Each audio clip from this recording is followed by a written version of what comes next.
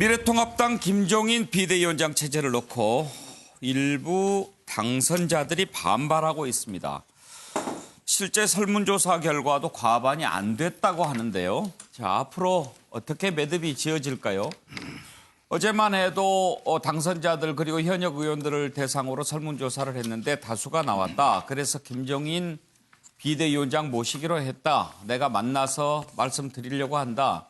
받아들이겠어요? 그랬더니 받아들이지 않겠어요? 심재철 원내대표 그렇게 얘기했습니다. 그랬는데 이 자체도 좀 떨떠름하게 받아들이는 분들이 있었지만 특히 김종인 위원장이 나를 위원장 시키려면 기한 같은 거 정하지 말고 전권 줘야 돼. 그 얘기에 불만인 사람들이 꽤 많다는 겁니다. 조혜진 당선자 이제 3선이 되겠죠. 뭐 우리들을 정치적 금치산자로 보는 얘기냐 뭐냐 이렇게 불만을 토합니다. 그리고 홍준표 당선자 이런 말은 당을 얕보는 처사 아닙니까? 차라리 해쳐모여야 하는 게 낫습니다. 이렇게 반발하고 있는데요. 임명진 전 비대위원장 어제 걱정 많다 그랬는데 박지원 의원도 끝이 안 좋을 것 같다 이런 얘기합니다. 자, 어떻게 결론이 날까요? 관련된 독주 들어보죠. 지금 무슨 전제를 무슨 앞으로 뭐 8월 달에 하겠다, 뭐 7월 달에 하겠다는 그런 전제가 붙으면은 나한테 와서 얘기할 필요도 없어. 비상대책을 할 것 같으면 당헌 당규에 너무 집착하다 보면은 아무것도 할 수가 없어요. 아니 뭐 대권 후보 만드는 거 뭐든 하여튼 대권을 제대로 선거를 치를 수 있는 그 준비까지는 해줘야 된다니. 정권이라는 건 뭐 가서 비대위원장 하면은 지금 현행 대표의 권한을 갖다 갖는 거기 때문에 뭐 정권이라는 얘기 자체를 얘기할 수는 없어요. 만약에 비대위원장을 하는 과정 속에서 웬만한 자본 같은 거는 그건 제어를 할 수가 있으니까 그 가지고 내가 뭘 신경 쓸 필요도 없네요. 그 당 의원들이나 또 당원들의 그 신임에 의해서 선출되지 않은 분이 무제한에 제한이 없는 임기 제한이 없는 권한을 가지겠다. 그것도 전권을 가지겠다라는 발상 자체가 이거는 굉장히 저는 비민주적이라는 생각이 들고 그리고 내가 결정하면 당신들은 무조건 따라야 된다. 나는 당헌과 당규까지 초월한 비상대권을 가져야 된다. 이렇게 말씀하시는 거는 특히 이렇게 좀 비민주적이고 군의적인 지금 발상이 있는가 하는 생각이 들고 네. 이런 발상에서 어떤 개혁이 나올 수 있을 것인가 어떻게 이렇게 모욕적인 발언이 있을 수 있는가 그리고 어떻게 그런 것을 우리가 받아들일 수 있는가. 예, 정갑 실장 조혜진 당선자 말 들으면 또 그럴 것 같기도 하고. 당연하죠. 그 통합당 입장, 의원 입장에서 보면은 과연 어떤 의미로 저런 얘기를 하는지 받아들이기 굉장히 쉽지 않을 겁니다. 무기한 전권이라는 얘기를 했거든요. 예. 사실은 이제 지금 상황에서 왜 김종인 위원장 체제를 얘기했냐면 지금 임시 체제로 좀 당을 추스려달라라는 얘기를 했던 것인데 예. 앞서 이제 김종인 위원장 얘기를 들어보면은 일종의 킹메이커, 뭐 대선 관리까지 염두에 둔 그런 언급이지 않습니까? 근데 그 부분에 대해서 그렇다면 차기 주자들이 과연 받아들이겠느냐? 그러니까 저렇게 되면은 김종인 위원장에 대한 의도에 대한 의심을 하게 되는 거죠. 그러니까 뭐 황교안 전 대표와 교감 속에서 뭐 이 자리에서 여러 번 얘기했습니다만 총선 이외 체제 또 차기 대선까지 염두에 둔 그런 어떤 역할을 하려고 하는 것인지 아니면은 정말 저러다가 본인이 선수로 직접 뛰려고 하는 것인지 여러 가지 논란이 촉발되기 때문에 저는 굉장히 순탄치 않을 것으로 보여집니다. 김영준, 홍준표 전 대표 같은 경우에는 사실 처음에 저 얘기 나왔을 때만 해도 김종인 비대위원장 만든 게 좋겠다 그렇게 얘기를 했어요. 자기가 대권에 나가는 데 있어서 당권 대권을 분리하는 데 있어서 네. 당권을 맡으시면 좋겠다고 얘기를 했는데 그랬는데도 뭐 지금 현재 당내의 분위기도 또 그렇게 김종인 위원장을 모시는데 한 방향 정렬로 되는 것 같지도 않고 그러니까 본인도 이참에 차라리 그럴 바야 뭐 내가 따로 당을 만드는 게 낫지 이렇게 한 발 치고 나가시는 그런 모양입니다. 제가 물어보고 싶은 것도 마찬가지입니다. 왜 이렇게 억지로라도 조혜진 의원이 말한 것처럼 열중시어 시켜놓고 본인이 다음 대선에 이겨야 되는지를 설명하기 어려워요. 정말 우리에게 필요한 것은 말하자면 건강한 보수 정당, 길게 보았을 때 그런 것들이 중요한 것이지 다른 그 정당의 구성원들은 열중시할 수 있고 내 말 하는 대로 따라와. 그러면 니네 이길 수 있어. 이렇게 얘기하는 것을 현재 어떤 당선자들이나 다수는 의원들이 받아들이겠습니까? 그게 건강한 것도 아니고 그런 방식으로는 이겨서도 안 되고 이길 수도 없다라고 하는 판단을 많이 할 거예요. 따라서 이게 쉽지 않은 어떤 미래가 놓여 있고 실제적으로 제가 보더라도 지금 뭐 8월 전당대회를 한다 이런 얘기를 할 이유가 아니에요.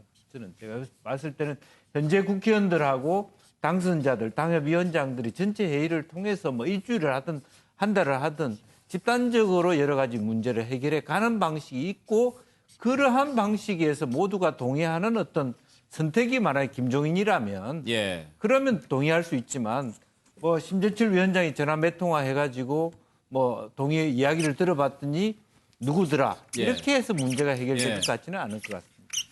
서종 변호사, 당내 일부에서는 심재철 원내대표의 이런 행위 자체에 대해서도 불만인 목소리가 좀 있는 것 같더라고요. 그렇죠. 이게 정당성이 약하죠. 지금 이게 뭐 당서열 2이지만 본인도 이게 낙선해가지고 곧 이게 당을 떠날 뿐이 집을 떠날 뿐이 이게 인테리어를 하고 가느냐 이런 비판이 많아요. 예. 지금 이게 두 가지가 참 어려운 게 저도 이게 답이 안 보이는데 일단 이제 조기 전대를 했을 때 가장 문제는 지금 이게 임시적으로 비대해서 바로 조기에 전대하면 누가 당대표 되느냐 말이에요. 그럼 이게 조경태, 주호영, 정진석 이런 이게 다선 기득권 의원들이 될 수밖에 없는 현실 그분들로 이게 개혁되겠나 이런 비판이고요. 그다음에 김종인 위원장 체제 비대위를 가려니까 이분도 이게 선거 책임론이 있고 또 이게 구시대 인물이잖아요. 이러니까 이게 둘 다 답이 안 보이는 정말 이게 이런 어려운 상황인데 저는 제가 대안은요. 저는 이럴 때 이게 과감한 미래 세대로 혁신. 왜냐하면 이게 전당대회 가는 젊은 층이 못 들어가요. 당원들 투표해갖고는 안 되거든요. 그렇다면 이게 저는 당선자들이 모여가지고 정말 이게 30, 40대로 혁신 비대위를 미래 세대로 한번 구성해보자. 외부에서 좀 영입해보자. 이렇게 해줘야만 이게 청년이 들어올 수 있지. 전당대회가 청년이 대표될 수가 없잖아요. 지금 규정상. 그래서 저는 과감하게 기존 기득권 다 버려버리고 정말 이게 중진들 다 포기하고 30, 40대로 청년들로만 구성해서 외부에 영입해서 한번 이게 완전히 철저하게 당을 파괴한다는 생각으로 혁신해보자. 이런 이게 좀 처절한 움직임이 있어야 되는데 너무 이게 지금도 그 남아있는 자그마한 기득권이라도 내가 한번 잡아보겠다. 이게 너무 안타까워요. 예. 김한규 변호사. 예. 뭐 만일에 조기 전당대회를 한다면 결국은 이제 3선 아니면 4선 의원들이 또다시 주류가 될 겁니다. 근데 그 3선, 4선 의원들이 대부분 TK 아니면 PK에서 당선된 분이세요. 그러면은 과연 미래통합당의 뭐 미래가 과연 있을까 싶습니다. 왜냐하면 이 당은 이미 국민들로부터 탄핵 때 한 번, 그리고 지방선거 때 이번에는 아주 그냥 현대사에서 유례가 볼 수 없을 정도로 심판을 받지 않았습니까? 사실 얼마 전까지 우리나라 주류였는데. 그래서 이 조기 전당대회를 얘기한다는 거는 아까도 뭐 다른 분들 말씀하셨지만은 기존에 이번에 그 지역을 기반으로 해서 또 한 번 선수를 쌓은 중진 의원들이 또다시 뭔가를 그냥 이익을 추구하려는 거 아닌가라는 좀 의심이 들고요. 저는 김종인 그 지금 비대위원장이죠. 대안이 없을 것 같아요. 근데 다만 이분이 비대위원장 아니시죠? 예, 뭐 전 총괄 네, 선대위원장. 선거선대위원장이죠. 대안이 있을까? 이분이 뭐 지금 뭐 또 다시 본인이 무슨 대권이나 이런 거 욕심이 있는 거 아니냐? 그럼 그때 가서 또 비판을 하면 되는 거고요. 예. 이분이 여러 가지 또 뭐 인터뷰에서 밝혔듯이 그냥 당 해체 차원에서 30대, 40대로 완전히 새로 물갈이는 개인의 역량. 다만 그 김종인 전 총괄위원장도 욕심이 드러나면 이제 또 다시 비판을 예. 받겠지만 그 전까지는 그냥 믿고 맡길 수밖에 없지 않나 보고 있습니다. 패널들께서도 대체로 조금 그렇게 밝은 전망을 내놓지는 않고 있습니다. 그리고 정치를 오래 했던 또 박지원 의원이라든지 그전에 비대위원장을 했던 임명진 위원장도 그렇게 썩 밝게 전망하지 않는데 왜 김종인 위원장은 내가 하면 잘할 수 있다고 자신만만하게 생각하는 걸까요? 관련된 녹취를 좀 듣고 궁금한 부분 최명기 위원장한테 한번 물어보겠습니다. 저는 간다고 처음부터 예상을 했는데요. 또 김종인 위원장은 비대위원장이 직업 같아요. 그런데 지금 비대위원장을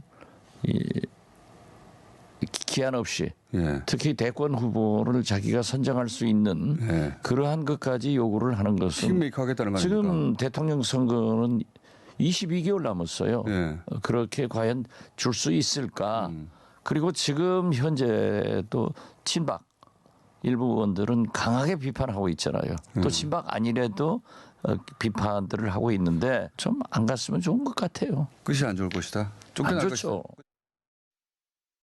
저는 김종인 씨 보고 하고 싶은 얘기는 뭐 그분이 다 생각이 있으셔서 가시고 뭐 과거에 비대위원장 했던 분들보다는 굉장히 훌륭하신 분이니까 잘하시리라고 믿지만 저는 그렇게는 안 봐요. 이 당에서 비대위원장 하면 비대위원장이라는 게 공천권을 쥐었다든지 대권 후보가 됐다든지 이럴 때 힘이 있는 거지 아마 이분 가셔서 또 혹시 이게 봉변당하시는 거 아닌가 난 개인적으로 굉장히 걱정하고 있어요. 제가 겪어봤기 때문에 알거든요. 이거 이 사람들 자기가 희생 안 하려고는 꼼수예요. 밖에서 비대위원장 데려다가 비대위 만든다는 거는. 예, 저렇게 말하는데도 불구하고 김종인 위원장 자신감 어디서 나오는 걸까요, 최명기 원장님? 안 해도 그만이니까 거기서 자신감이 나오는 거예요. 왜냐하면은 안 해도 그만이니까 최대한 있는 조건을 전부 제시하고 절대로 자기를 쫓아내지 못하게 만든 다음에 가서 하면 되는 거고요. 그 조건에 안 된다 그러면 뭐 안 하고 말지. 그런데 나는 안 하겠다고 한 적은 없어. 나는 할 생각도 있었는데 너네들이 내 조건을 수용하지 않은, 당신들이 내 조건을 수용하지 않은 거고 그러니까 다음에 조건을 수용하게 되면 또 불러줘. 그래도 열어놓으면 되거든요. 그래서 만약에 지금 안 하더라도 또 1년 있다 하면 돼요. 여러 사람 불러다 해봤는데 확실히 김정인 전 위원장이 있을 때보다 못해요. 그럼 1년 뒤에 부르면 가면 되는 거고 본인은 사실은 이번에 안 되더라도 대통령 선거 한 6개월 전에 가면 제일 좋지요. 손해볼 거 없다? 네, 거기다 자신감이 나오는 거예요. 예.